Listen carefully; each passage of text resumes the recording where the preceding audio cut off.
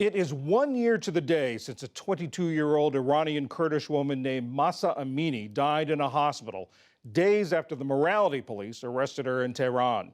They said she had violated Iran's Islamic dress code that requires women to wear a headscarf or hijab and cover themselves in loose, full-length clothing. Penalties for disregarding that include a fine, prison, or flogging. Her death sparked months of protest. Iran's biggest mass demonstrations is against its clerical rulers in years. Around the world today, demonstrators marched in solidarity to mark the anniversary of Mahsa Amini's death. In London, there were calls for an end to Iran's strict Islamic rule. The regime is really brutal, so we all fighting. If it takes 1 year, 2 years, 10 years, doesn't matter, we never stop. In Berlin, calls for another Iranian revolution, this one to depose the religious leaders who seized power in 1979.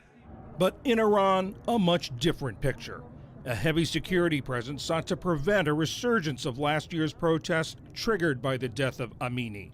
The 22-year-old woman was from a small city in northwestern Iran, a member of the oppressed Kurdish ethnic minority. She died while in government detention.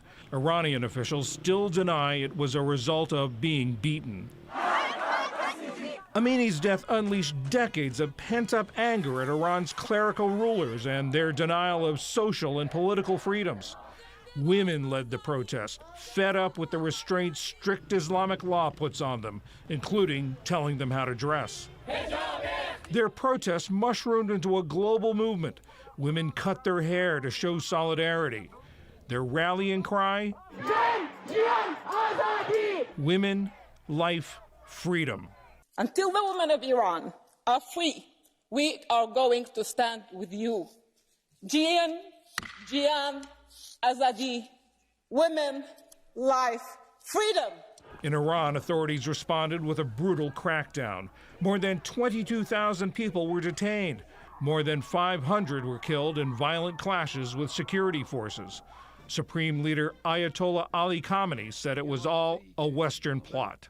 I say clearly that these riots and insecurities were designed by America.